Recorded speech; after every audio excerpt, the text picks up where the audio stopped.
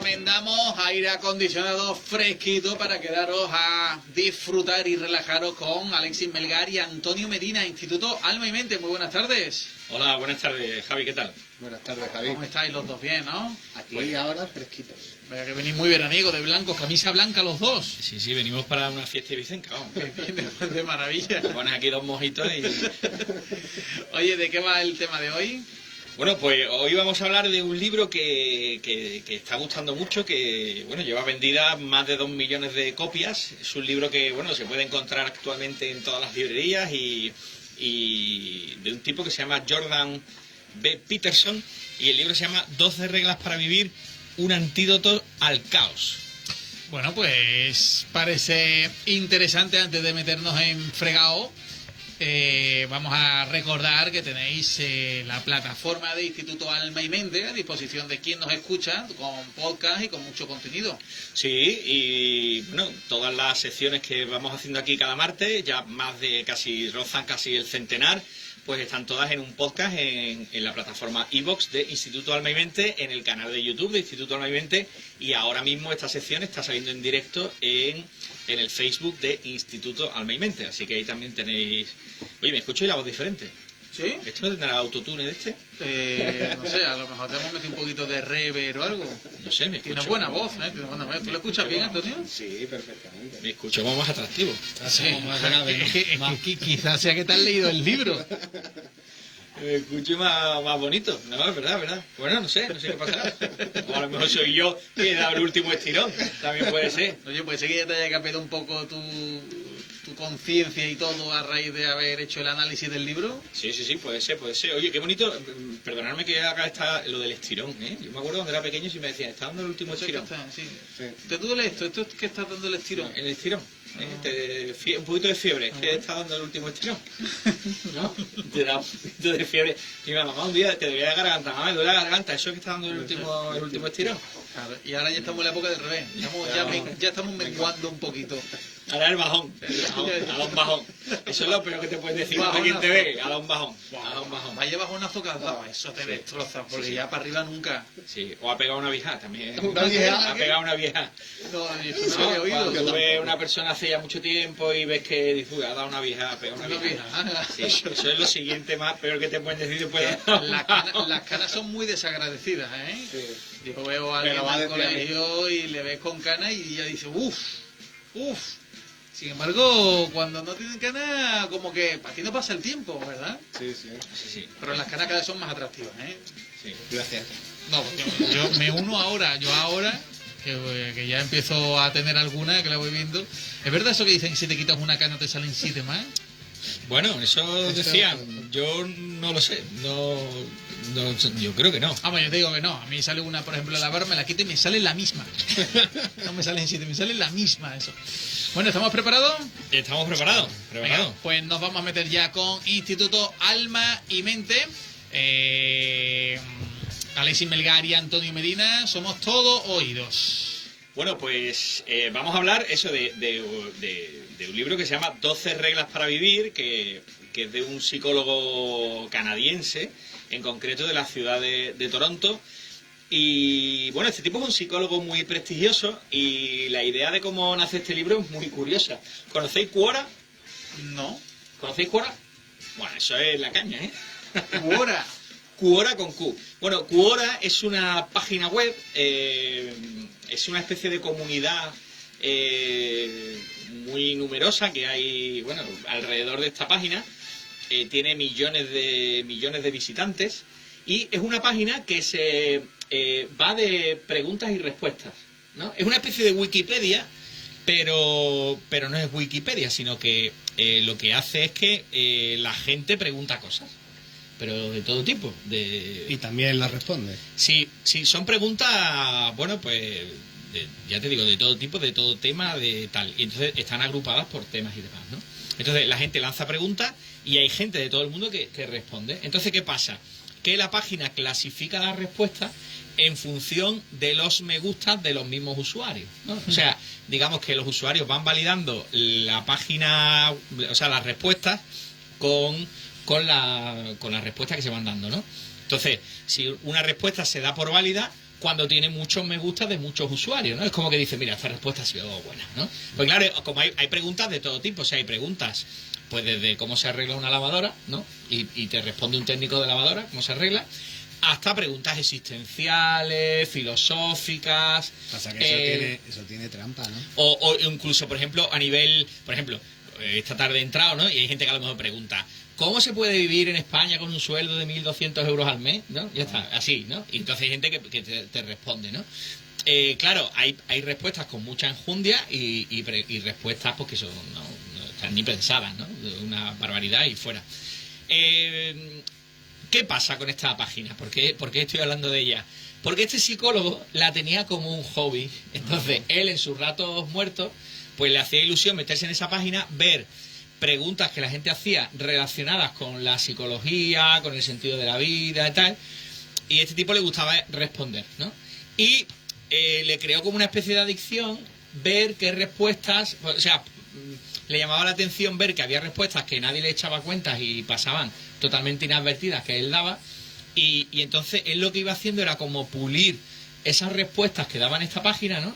Para ir como ganándose la atención de la gente, ¿no? Entonces era como que a él le servía como de un trabajo casi de investigación, ¿no? Por ensayo-error. Entonces le decía, bueno, si a esta pregunta le pongo este titular, va a hacer que más gente la mire, ¿no? Porque veo que hay más me gusta, ¿no? ¿Qué pasa? Que con el tiempo el tipo le pilló tanto el tranquillo, como se suele decir, a esto de esta página Quora, que llegó a convertirse en uno de los, digamos, respondedores de preguntas mejor valorados en la... Entonces, bueno, tenía millones de likes a sus respuestas y demás. Esto hizo que una editorial pues se fijara en él, ¿no? Pues claro, las editoriales están por ahí cazando talentos, y bueno, pues alguien de una editorial entró en Quora, vio que había un tipo que escribía que tenía una especial atención por parte de los lectores de esta página, que repito, os recomiendo porque es muy curiosa, porque además tú pones ahí, cuando entras, dices los temas que te gustan, entonces cuando entras vas a ver las preguntas de los temas que a ti te interesan, ¿no? Te dice, pues a mí me interesan las finanzas, los negocios o la salud, pues vas a ver preguntas sobre ese tema. Entonces, bueno, le ofrecen escribir un libro. Entonces, este hombre al principio hace como una especie de totum revolutum, hace como un libro gigantesco en base a esas respuestas que ha ido dando en Quora.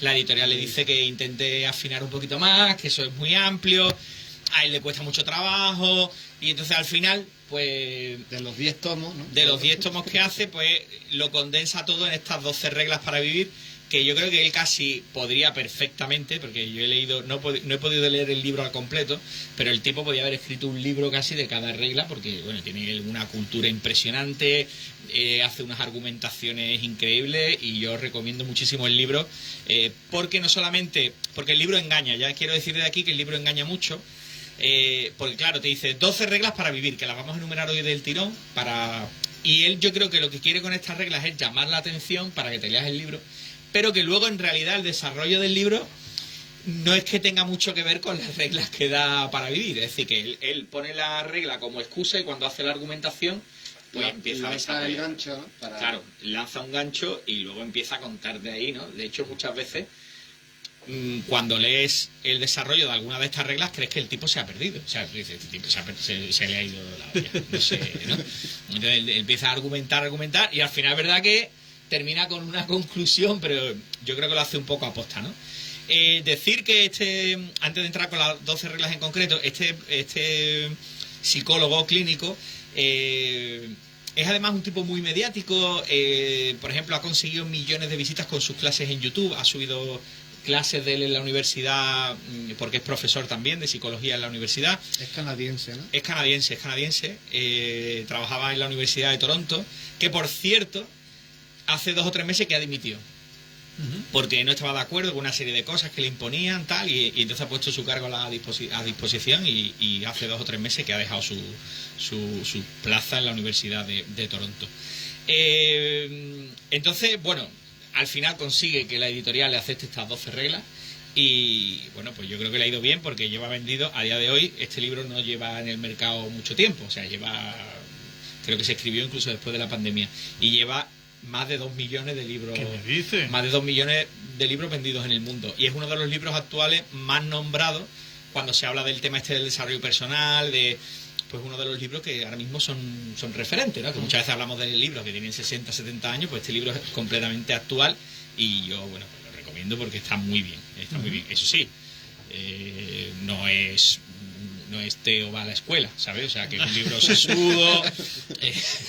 Sí, porque es que engaña, porque tú ves 12 reglas para vivir y tú dices, mira, esto va... No, es un libro muy sesudo, con unos análisis muy rigurosos, muy serios y muy interesantes.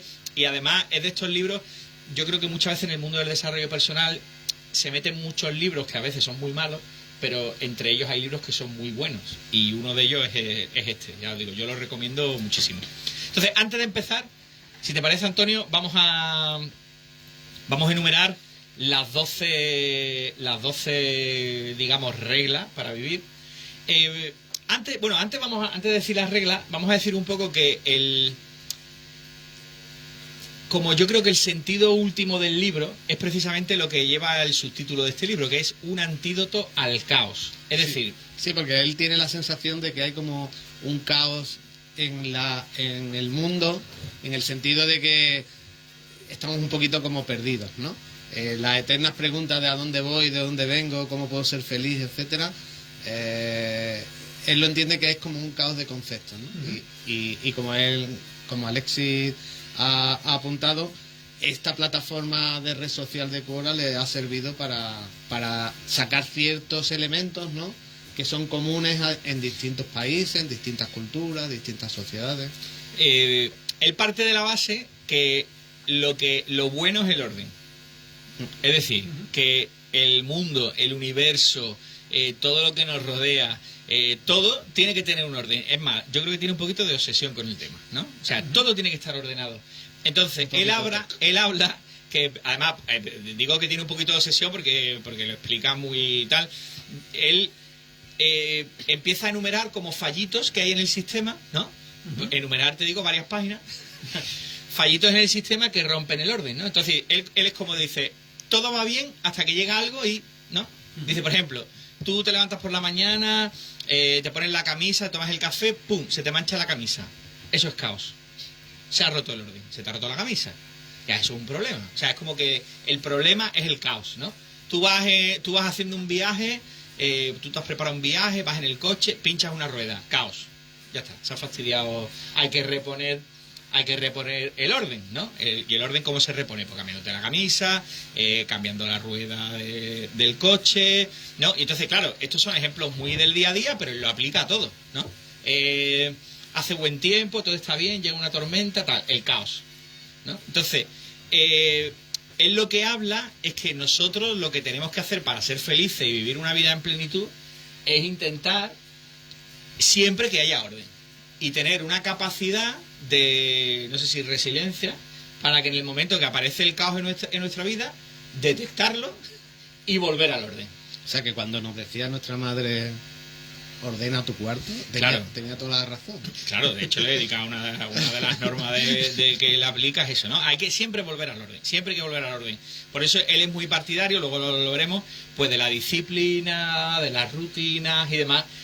Pero claro, siempre teniendo en cuenta que el caos puede aparecer en cualquier momento, porque el caos forma parte del orden, pero que hay que tener, él habla mucho de que tener cuidado con el caos, porque en el momento que tú dejas que el caos entre y no vuelves al orden, el caos va creciendo. Que, hago un paréntesis, esto me recuerda mucho a otro libro que recomiendo, pero vamos, lo recomiendo, el que crea que ha visto la película y ya le vale, que no, que lea el libro. Me voy a poner muy serio. Que es La historia interminable. Porque La historia interminable es, el que lo haya leído, o si no la película, es un mundo de fantasía fantástico que lo está invadiendo la nada. Entonces la nada es el caos. Y me estoy poniendo un poquito aquí, ¿no? No, hay mucha filosofía aquí. Entonces, no, porque... Pero yo no estoy muy de acuerdo. Entonces la nada lo va a escuchar un poco más sobre el libro, Pero, sí. Bueno, él... A mí me parece que no es la forma de tomarse la vida, te lo digo de verdad. Yo creo que hay que encontrarse cómodo en el caos y en los inconvenientes que vayan surgiendo en la vida, no intentar restablecerlo siempre que aparezca, la verdad. Es que eso lo dicen los desordenados. Vale, eso lo digo yo. Mira, Eso sí. yo te voy a decir una cosa, Javi. Este libro es como la teletienda. Mira, tú has visto cuando tú llegas a tu casa a las 2 de la mañana Sí. y tú pones la tele y está la teletienda, ¿no? Entonces tú los 5 primeros minutos tú dices, hombre, eso que están anunciando no No me convence. eso no sirve para nada, ¿no? Pero tú te quedas viendo porque tú dices, no, pero parece que es interesante, ¿no? Cuando pasas el umbral. Claro, ya y a te los encaja. 10-15 minutos tú dices, oye, mira, igual me haría falta eso, ¿no? Igual tal. Y como estés más de media hora, te lo compras, ¿no? O sea, tú, lo que empezó, ¿no? Entonces, este libro es... Mira, estamos... ¿Eso qué es? Ah, me creía que ibas a poner la historia interminable. No, las teletiendas. Entonces tú, al final, cuando llevas 40 minutos viendo la tele, tú te compras el juego de cuchillos japoneses, te compras el andador este para estar por casa, para hacer... ¿no? La fregona sobre todo. La fregona sobre todo y te lo compras todo, ¿no? Entonces, este libro es un poquito así, ¿eh? Porque está tan bien argumentado que él lo que habla es eso, ¿no? Te dice, ten cuidado cuando aparezca el caos, identifícalo, asúmelo. De hecho, habla mucho, que luego hablaremos, sí. Habla mucho de los padres y de la educación que le dan a los hijos, de quitarle sufrimiento, porque habla de que a los niños hay que dejarlos que sufran para que aprendan a ser fuertes, ¿no? De hecho, hay una pregunta que luego, demoledora, que le dice, él siempre que ve a los padres educando a los niños, dice, vale, ¿tú qué quieres a los niños? ¿Que tus niños estén seguros o que tus niños sean fuertes? ¿No? Los pone ahí como en una disyuntiva, ¿no? Entonces, bueno, yo creo que él te diría, si haciendo yo de Sí. Jordan B. Peterson, que Dios me libre y Dios me perdone, Ajá. que yo creo que Peterson te diría, sí, estate cómodo en el caos, pero ve reconduciendo Pero en todo el sal lo tema, antes posible, ¿no? ve reconduciendo el tema al orden. Y ahora, quizá, cuando veamos alguna de las leyes, pues veremos un poquito, ¿no?, qué significa. Entonces, Antonio, Sí. vamos a ir enumerando, ¿no?, las leyes. Bueno. La regla número 1. Pues la regla número 1 dice, enderézate y mantén los hombros hacia atrás. Como las mangostas. Langosta. Langostas, ¿no? Langosta, sí. Luego explicaremos por qué. Bueno, habla de las langostas un montón. Yo he aprendido un montón sobre las langostas que ya las veo diferentes. ¿Sabes? Al principio para mí solo era un manjar, prácticamente. ¿Tú has visto la película Langosta? No. A ver, una paranoia de película. Luego te hablaré de ella. Bueno, Bueno, no la he visto. Pero esto también me lo decía mi madre. Niño, ponte derecho. Ponte derecho. Sí, luego veremos que tiene luego explicaremos por qué. La regla Sí. número 2. Trátate a ti mismo como si fueras alguien que depende de ti. Luego analizaremos. La regla número 3, traba amistad con aquellas personas que quieran lo mejor para ti. O sea, rodéate. lo ruedas bien. No, ruédate tonterías, bien. vale, sí. La número 4. La número 4, no te compares con otro. Compárate con quien eras tú antes. Qué buena esa. Esa es muy buena. La número 5, no permita que tus hijos hagan cosas que detestes. La número 6, antes de criticar a alguien, asegúrate de tener tu vida en perfecto orden. Aquí volvemos a lo mismo, ¿eh? Aquí volvemos a lo mismo. No, porque- pero esta tiene puntada. Sí, esto es un poquito lo de antes, lo de la viga en el ojo. Sí, sí. Ajeno, sí. La paja. Yo siempre me lío. No sé si la paja es mi ojo o la viga es la del otro. No, yo sé que hay paja y No viga. veas la paja en los ajenos. Si no, la viga es Paja en hoja ajeno y viga en propio. ¿no? Eso, yo siempre me lío. La número 7, dedica tus esfuerzos a hacer cosas con significado, no aquello que más te convenga. Esto es muy Ikigai también, Sí. que hemos hablado también del Ikigai en el programa. La número 8, di la verdad, o por lo menos no mientas. La número 9, da por hecho que la persona a la que escuchas puede saber algo que tú no sabes. Aquí hay mucho que decir. La número 10, a la hora de hablar, exprésate con precisión. La número 11, deja en paz a los chavales que montan en monopatín. Esto está muy bien Eso también. está muy bien. Y la anterior me recuerda mucho, creo que también hubo una de sé espléndido con tus palabras. Sí, de ¿verdad? los 4 acuerdos Eso sí, de sí. Miguel de Ruiz, Ruiz. que es impecable con tus palabras. ¿Verdad? Yo creo que va por ahí Por ahí también un va. poco. Y la número 12, Eso si está muy bien. si te encuentras un gato por la calle, acarícialo. Sí, bueno. Bueno, entiendo el fondo, pero no es el ejemplo. Bueno, y vamos ahora a explicar un poquito algunas de ellas, ¿no? Que son muy interesantes. Y la primera está de camina derecho con los hombros hacia atrás. Esto, bueno, y habla bueno, te hace todo un recorrido por la vida de algunos animales y se para especialmente en la langosta, ¿no? ¿Por qué? Porque al parecer las langostas son unos animales que bueno, están en el fondo del mar y demás, ¿no? Y son muy territoriales. Y también luchan bastante por las parejas, ¿no? Como siempre, ¿no? Y entonces dice, cuando dos parejas se enfrentan, pues se ponen muy erguidas, sacan las pinzas, ¿no? E intimidan al contrario y, bueno, incluso llegan a darse, ¿no? O sea, se dan un pinzo, un guardo, ¿no? Bocado. Claro, y entonces lo que pasa es que se han dado cuenta, porque resulta que las langostas son unos seres vivos muy especiales. ¿Por qué? Porque tienen unas neuronas muy grandes. No muchas, pero son muy grandes y muy bien, y se pueden observar muy bien. Y les llega desde la cabeza a la cola y demás. Entonces, ¿qué pasa? Que han podido estudiar, porque claro, nosotros tenemos más de 400 millones de neuronas. Es más difícil de verlo nosotros que las langostas, que tienen menos, ¿no? Entonces, han podido estudiar ciertas cosas y entonces han descubierto que cuando la langosta, y han visto que esto también pasa en los seres humanos y en general en los seres vivos, que, bueno, cuando la langosta gana, o sea, cuando la langosta se enfrenta a otra langosta y gana el territorio, la langosta se viene arriba, o sea, le cambia como la actitud del cuerpo, ¿no? Y se queda como más erguida, ¿no? Y la langosta que ha perdido se va como apocopada, ¿no? Que también nos pasa a nosotros, ¿no? Tú cuando tienes una discusión, tú ganas, tú sacas pecho, ¿no? Sacas pechito. Como en los dibujitos nos ponían de chico, ¿no? Se veía. Claro, tú sacas pechito palomo, y cuando tú pierdes, pues te vas, ¿no? Te la metes en los bolsillos, te encorvas y demás. Bueno, pues se ha descubierto, flipa, que esto me parece increíble, se ha descubierto que eso se debe a que el cerebro, cuando tú ganas una discusión o estás erguido o tal, segrega más serotonina.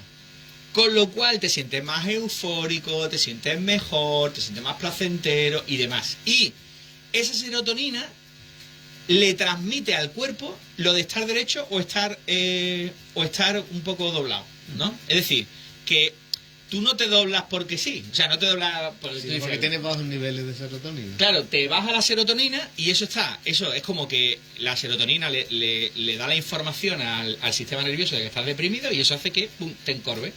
Porque también es una señal para el enemigo de debilidad. ¿Me explico? Entonces, o sea, que también funciona al revés. Claro, entonces lo que aquí se dice es el proceso inverso, ¿no? Es como si tú dices, si yo estoy triste, me miro en un espejo y me río, es como que tú le dices al cerebro que estás contento. Entonces el cerebro dice, este tío está contento, vamos a segregarle las sustancias de estar contento, ¿no? Y entonces te segrega las sustancias necesarias para que tú te vengas un poquito arriba. Son manipularnos a nosotros mismos, ¿no? Claro. Sí. Claro, pero yo eso lo sabía con la sonrisa.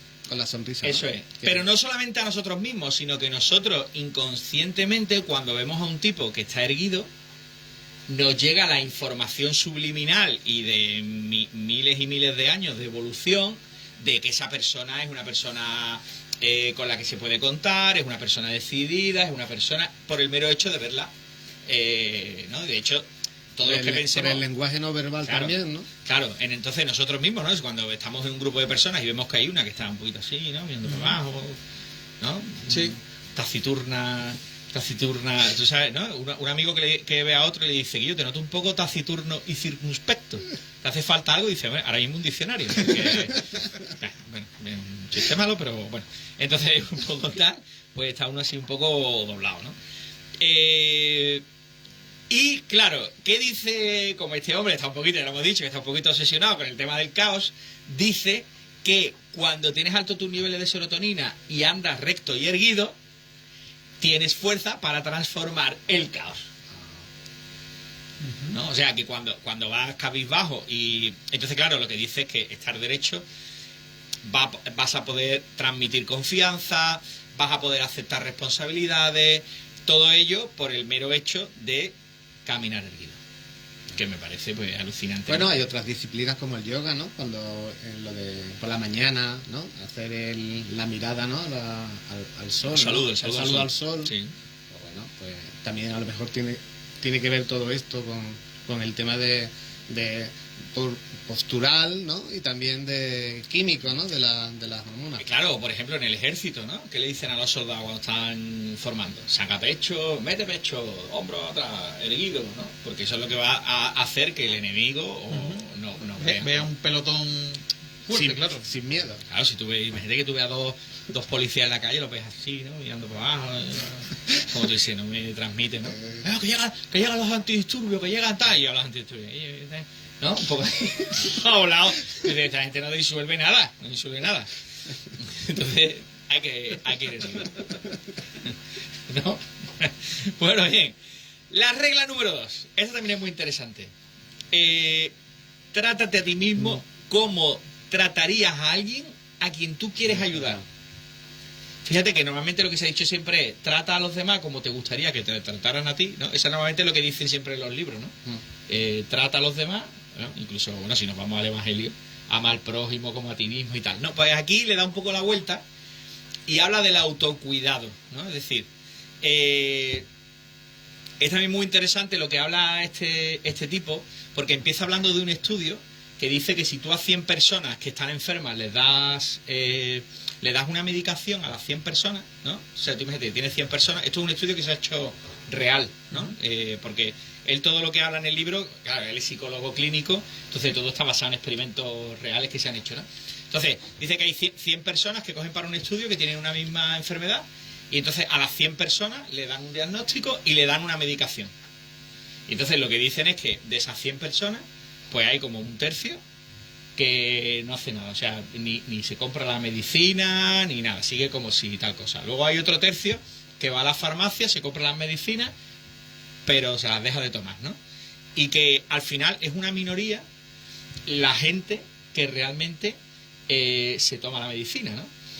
Pone también un caso muy que, hombre, llama mucho la atención, que dice que hay un problema a nivel sanitario, ¿no? Que la gente que recibe trasplantes, que han pasado por un proceso, por ejemplo, de diálisis, ¿no?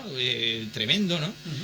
Que luego tienen el proceso también muy, muy duro, ¿no? De esperar a que le llegue un trasplante, luego el proceso del trasplante, ¿no? Bueno, pues dicen que hay mucha gente que donde falla luego es en tomarse la medicación que se tiene que tomar de por vida para que el trasplante vaya bien, ¿no? Entonces, como le parece a este hombre incomprensible, dice, bueno, un rechazo ese, ¿no? Claro, dice, o sea, una persona que ha pasado por unos procesos de diálisis de 5 o 8 horas conectada a una máquina diariamente para permanecer vivo. Luego el proceso del trasplante, esperar el trasplante y tal. Y luego resulta que la medicación que se tiene que tomar, que ya simplemente es tomarte la aspirina, bueno, la aspirina, no, las pastillas necesarias para que el trasplante no de rechazo. No de rechazo, pues hay mucha gente que falla ahí, ¿no? Entonces, claro, lo que dice este hombre, dice, "Vale, ¿qué nos pasa? O sea, ¿qué nos pasa, no? Sí, ya ha hecho lo difícil, ¿no? Claro, ¿por qué, por ejemplo? Bueno, y ahora, esto viene en paralelo a otro estudio que dice que cuando tú, por ejemplo, gente que tiene en su casa animales domésticos, por ejemplo, un perrito o un gatito, y entonces el perrito se pone malo y le dicen en el veterinario, pues le tiene usted que dar esto cada tal hora. Entonces dice que la gente es como muy, ¿no? Compra lo que el perro necesita, no falla, le echa las gotitas que le tiene que echar en los ojos. Entonces, este hombre hace una reflexión en el libro, que yo no sé si lo habéis hecho, pero a mí me parece muy interesante, que dice, ¿por qué a ese perrito o sea, no fallamos en el tratamiento que le tenemos que dar porque queremos lo mejor para el perro y queremos que esté bien? ¿Por qué nosotros, para nosotros mismos, cuando nos ponen un tratamiento médico o no somos igual de disciplinados, ¿no? Entonces, bueno, esto que así dicho así, pues está un poquito cogido con pinza. Él hace toda una reflexión alucinante partiendo desde el Génesis de la Biblia, de cómo hay en nosotros una semilla del mal que tenemos dentro, que contra nosotros mismos, ¿no? Y es como que, bueno, también habla del mal enfocado a otras personas, ¿no? Como que también somos como de las únicas especies que hay sobre la Tierra que hacemos un mal contra otros deliberado, sabiendo que estamos haciendo mal y lo hacemos, ¿no? Que dice que eso, él cree que no hay ninguna especie animal, ¿no? Las especies animales pues lucharán por el territorio, con un fin o por alimento, pero que el ser humano puede decidir hacer de la puñeta simplemente por el hecho de hacer de la puñeta, ¿no? O por venganza, claro. Claro, entonces dice este hombre, bueno, ¿y por qué? ¿No? ¿Por qué? En fin, que la conclusión que saca es que tenemos que ser escrupulosos o deberíamos tender a ser escrupulosos con nuestro cuidado, con hacer aquellas cosas que nos beneficien, con cuidarnos, con tratarnos bien, con Sí, tratarnos con sobre respeto. todo porque también dice, bueno, eso es un síndrome que también ocurre muchas veces, ¿no? Cuando hay un familiar enfermo y hay una persona de la familia, que un padre, una madre, que se dedican a cuidar a esa persona la tiene súper cuidada, pero la persona cuidadora a veces como que se deja, ¿no? No come bien, come a deshoras, no duerme lo que tiene que dormir. Y Peterson dice que, bueno, que está muy bien, pero que para poder ejercer, o sea, la lógica te dice que para poder hacer bien un trabajo tienes tú también que cuidarte para tener energías para poder dar, ¿no? Bueno, yo sin embargo voy muy poco al médico, pero cuando alguien me dice que me importa que le pasa tal, pero ve al médico, pero mírate eso, y luego para mí mismo lo voy dejando pasar. Sí, incluso hay una cosa que es muy terapéutica, que es cuando tú tienes un problema, ¿no? Y no sabes cómo tratarlo, salirte un poco y decir, vamos a ver, si un amigo tuyo, tu amigo que tú más quieres, tuviera el problema que tú tienes, ¿qué le dirías? Entonces tú, le dirías esto, pues ya está, pues ya lo sabes, ¿no? Pues haz eso tú contigo también, ¿no? Ya os digo, es un tema que te hace reflexionar mucho, porque habla, bueno, hace unas disertaciones a lo largo de la historia con muchos estudios, pero es verdad que al final lo deja como en un misterio, ¿no? Es decir, que es un misterio pues que el ser humano atente un poco así contra su vida, ¿no? Incluso que pudiendo poner fin deliberadamente a tu propia vida, ¿no? Que es como el sumum del trato, del maltrato, ¿no? Mira, hay un dicho popular, ¿no? Bien. Que dice, consejos vendo que para mí no tengo, ¿no? Claro, entonces, bueno, pues que tratémonos bien y no dejemos que el caos... Sí, porque siempre el libro al final siempre vuelve a eso, ¿no? Se ve que está un poquito... Yo le hubiera puesto al libro otro nombre, yo le hubiera puesto del orden al caos o algo así, pero igual no hubiera sido igual de... o del caos al orden, igual no hubiera sido igual de comercial, ¿no? El tercer punto, el tema de los amigos, ¿no? Sí, relaciónate con personas que quieran lo mejor para ti. Bueno, tiene una gran lógica, ¿no?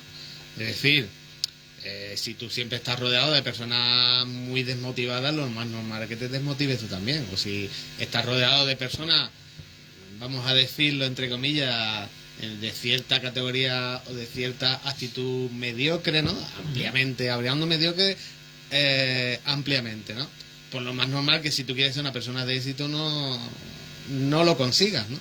También habría que definir, porque después dice Peterson que habría que ver cómo definir éxito, ¿no? Pero que bueno, que si quieres evolucionar, quieres crecer, si quieres controlar el caos, te tienes que rodear de gente que estén en esa misma sintonía. Si quieres ser una buena persona, te tienes que rodear de buenas personas.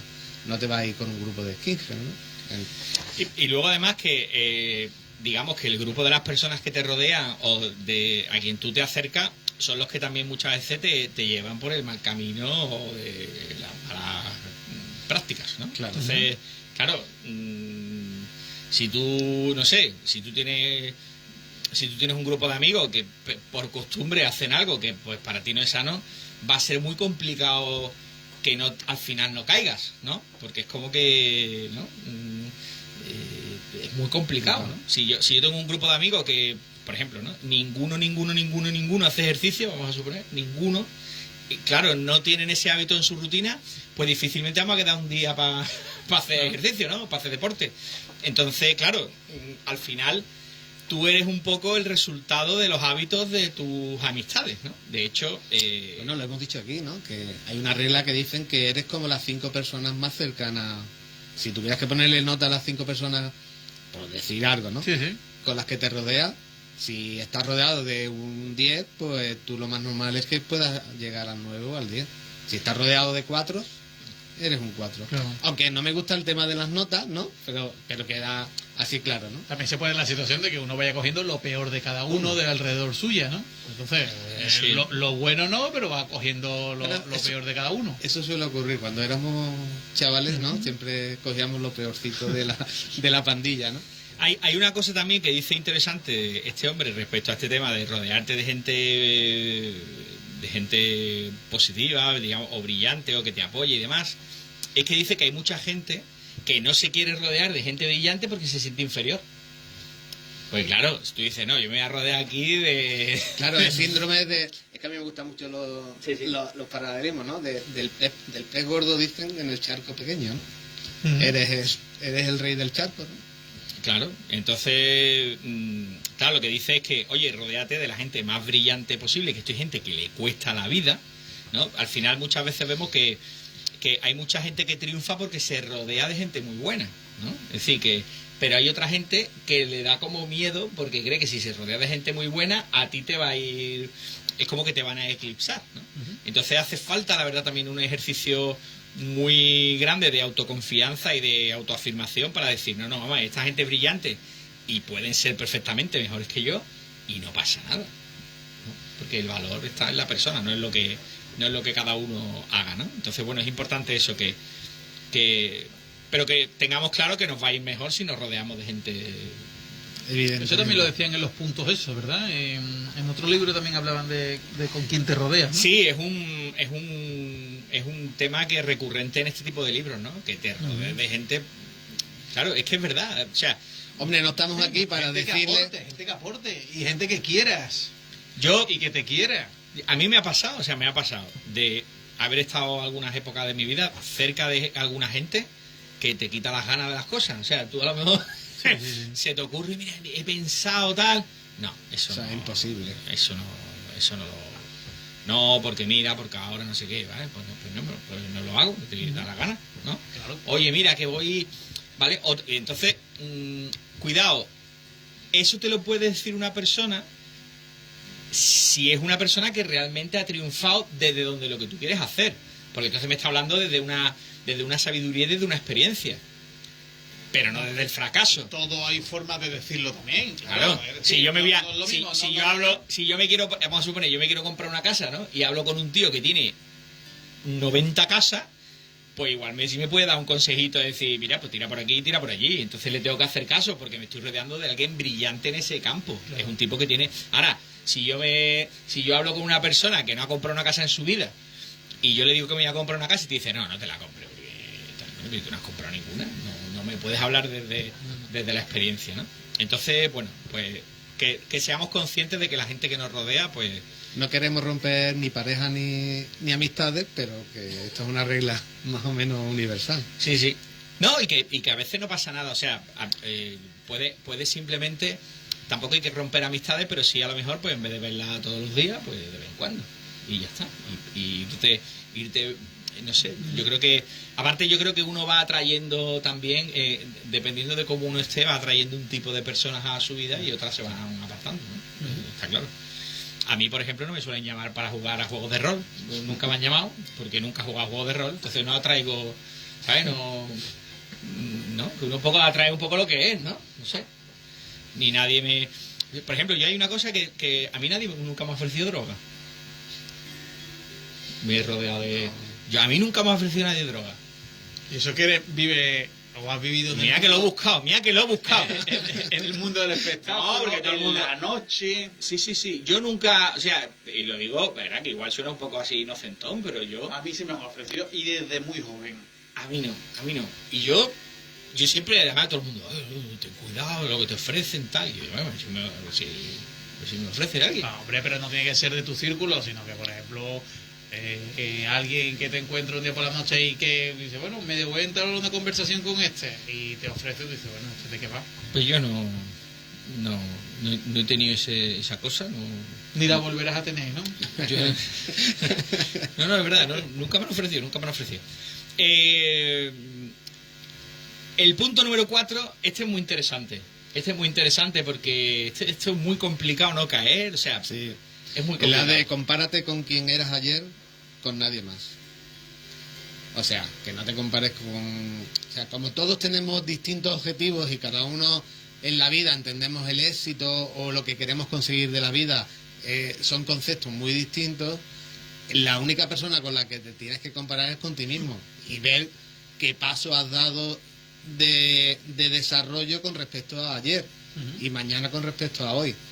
Es decir, la única vara de medir serías tú, en ese sentido. Y no caer en la tentación de mirar el Instagram, de mirar ciertas redes De otra persona. de otra persona. Pero ponte a mirar tu Instagram de hace 10 años, a ver qué ves ahí. Porque a lo mejor no te apetece ni compararte contigo mismo. Claro, el tema es que cómo se supone, porque esto tiene relación con el punto 2 que ya hemos visto, ¿no? Cómo se supone que nosotros lo que estamos es cuidándonos, porque somos disciplinados y tal, y no sé qué, se supone que vamos a estar cada vez mejor. Claro. O sea, vamos a ser más sabios, vamos a tener más habilidades, porque nos hemos cuidado, vamos a tener un mejor aspecto porque nos hemos encargado de cuidarnos. Entonces, ¿qué pasa? Que al yo compararme con ese yo pasado, pues me voy a sentir mejor, ¿no? Hay una cosa muy interesante del por qué nos mola tanto compararnos, ¿no? De hecho, hay una cosa de esto también se han escrito libros sobre el coche del vecino, ¿no? Sí, cuando tú aparcas en el garaje tienes los coches de los vecinos, ¿no? Entonces, como a ver quién tiene el coche mejor, ¿no? Sí. Entonces, siempre dicen que uno de los peores errores que se pueden cometer es intentar tener un coche mejor que el del vecino, porque al final terminan todos arruinados, ¿no? Entonces, ¿por qué esa adicción a compararnos? Porque se ha demostrado también, esto lo dice en el libro este hombre, que cuando yo me comparo con otro y salgo ganando yo, libero serotonina, que volvemos otra vez a lo de las langostas, ¿no? Como yo, la comparación con el vecino o con ese amigo de Instagram o ese influencer o ese modelo es como una lucha de territorio. Lo que pasa es que es muy, muy de nuestra época. Antiguamente sacábamos la espada y nos cortábamos la cabeza, y ahora tengo más abdominales que tú, ¿sabes? No le pego, pero tengo más abdominales. Entonces, esa comparación... Tengo más seguidores. Claro, más... ese duelo hace que nuestro cuerpo genere una serotonina que nos da placer. ¿Qué pasa? Que eso es adictivo. Entonces me provoca una adicción. ¿Qué pasa? Que esto se vuelve nuestra contra cuando en la comparación salgo yo perdiendo. ¿Qué pasa? Que mi cuerpo dice, has perdido la batalla con el contrincante, con lo cual te voy a dar un poquito de depresión, que es la falta de serotonina, te vas a encorvar y entonces lo vas a pasar mal. Y entonces, ¿qué pasa? Me deprimo. Que es el gran problema que hay ahora, que lo habéis comentado con las redes sociales, de muchos adolescentes, de mucha gente que, claro, como yo tengo menos seguidores que esta otra persona, como tengo menos likes, como me han dejado... Bueno, decían que Instagram quería quitar los likes y se ha montado un revuelo tremendo, porque claro, decían las influencers que qué iban a hacer sin los likes, ¿no? Entonces, bueno, pues ¿con quién nos tenemos que comparar? Con nosotros, con nuestro yo del pasado, suponiendo que nosotros nos hemos encargado de mejorarnos día a día. Y sobre todo también incide en el que nos tenemos que enfocar. Cuando tengamos un objetivo grande o importante, un objetivo en la vida, que todos deberíamos de tener un objetivo en la vida, la única manera de no desviarnos de ese objetivo es focalizarnos en nosotros. Es decir, somos nosotros los que tenemos que conseguir ese objetivo. ¿Para qué te vas a comparar con otro? Si al final de quien depende que ese objetivo se consiga o no es de ti. Y que bueno, y que para eso también uno hay que conocerse. Y es más fácil analizar al vecino, en la gran mayoría de las veces, que mirarse uno en el espejo y decir, oye, ¿quién soy? ¿Por qué estoy aquí? ¿Qué es lo que quiero conseguir? ¿Por qué no lo consigo? Mirarse muchas veces y analizarse uno mismo es muy complicado, ¿eh? Y es un trabajo de una absoluta adultez, ¿no? De ser una persona adulta y decir, bueno, yo soy el patrón de mi barco, ¿no? Quiero llegar a un destino, ¿no? Y yo soy el que tiene que mejorar día a día para conseguirlo. Y un poco, para terminar este capítulo, una de las cosas que dice Jordan Peterson es que volvemos otra vez a lo mismo. No hacer esto, lo que hace que crea caos en tu vida. Tiene obsesión con el tema, crea caos. Entonces lo que dice, ordena tu mente, elimina todas esas comparaciones y cada cierto tiempo volvemos otra vez lo mismo, como se supone que estás haciendo el punto 2, que te tratas bien y estás cuidándote y mejorando día a día. Habla mucho de la importancia de celebrar aquello en lo que has mejorado. Es decir, que de vez en cuando pues, te des una alegría como recompensa o premio por haber conseguido pues lo que te has propuesto, o un logro, o tal, ¿no? Claro, para eso es lo que hablamos siempre. Es importante tener un objetivo, pues si no tienes objetivo no sabes que has mejorado, ¿no? No tienes una vara de medir, ¿no? Entonces siempre es importante, pues eso, que quiero perder peso, pues tengo unos kilos que perder. Si quiero mejorar en economía, pues que tenga definida que he mejorado financieramente. Entonces tengo un objetivo, he llegado a él, lo he cumplido, me voy poniendo pasitos pequeños y cuando llegue, pues me doy mi premio, ¿no? También un poco en función con el objetivo, ¿no? Si el objetivo es pequeñito o más pequeñito, pues el premio más pequeñito. Si es y una cosa de mi cosecha, que no es de Peterson, y es que muchos de los objetivos que nos propongamos, o por lo menos lo debemos de plantear como un proyecto, más que como un logro personal a conseguir. Es como si viéramos ese logro, ese objetivo desde fuera. Y podemos ser un poquito más, digamos, objetivos a la hora de conseguirlo o no conseguirlo. Quitas el factor personal y te lo planteas como un objetivo. De hecho, el otro día hicieron una entrevista a un chaval que ha sacado un 13 en la EBAU, o sea, es lo máximo que se puede sacar, y sobresaliente en bachillerato en todas las asignaturas. Y una de las cosas que decía el chaval era que él se había propuesto ciertos objetivos se lo tomaba como proyectos. Mi proyecto es conseguir esto, mi proyecto segundo es este, y lo tenía escrito como proyectos personales, pero al final eran proyectos. Sí. Y entonces dice así le quito la parte emocional al asunto y me enfoco en conseguir que el proyecto sea viable, ¿vale? Uno de los factores del proyecto sea viable es que soy yo el que tiene que ir haciéndolo. Dice, pero yo le quito la parte emocional. Es verdad que era un chaval también muy, muy cuadriculado, ¿no?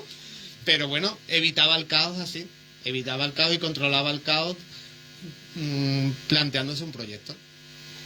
Sí, esto también lo podemos aplicar en el mundo deportivo, ¿no? Ahora últimamente con las victorias de Rafa Nadal y demás, ¿no? Que nos fijamos mucho en esta persona. Y ahí vemos también, a mí me llama la atención el tema del orden que necesita Nadal, ¿no? Con las botellas puestas de una determinada manera, las toallas, gestos, ¿no? Es muy llamativo porque todo eso de lo que se trata de poner un orden que no le afecte a su, ¿no? Pues claro, es muy gracioso, ¿no? Como cuando lo ves desde fuera, una persona que es muy caótica como yo, que la botella tenga que estar, ¿no? O sea, siempre está a la misma distancia, tiene dos botellas, una de la otra, las etiquetas mirando para un sitio, las toallas puestas en los extremos. Me hizo gracia que le quitaba los hilachitos, ¿no? Entonces ponía la toalla y le quitaba el hilachito, ¿no? Y había veces que el hilachito no se dejaba y hasta que no lo quitaba la toalla no la ponía otra vez, ¿no?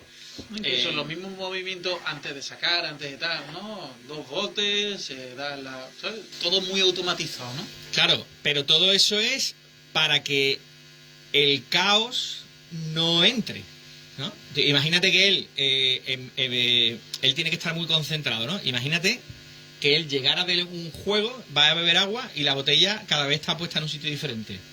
Pues parece que no, pero es un poquito de energía que está perdiendo. Que desconcentra del foco. ¿Quién no ha hecho en casa algo de bricolaje y a la mínima ha dicho, pues esto es el destornillador, y te das la vuelta, pero y lo coge y al rato, ¿y ahora el tornillo dónde está? Pues imagínate eso en una competición, ¿no? Entonces es como que son decisiones que no me restan energía, ¿no? No sé si en uno de los programas hablábamos, ¿no? Que decían que cada decisión que tomas en el día te va quitando como una rayita de energía, ¿no?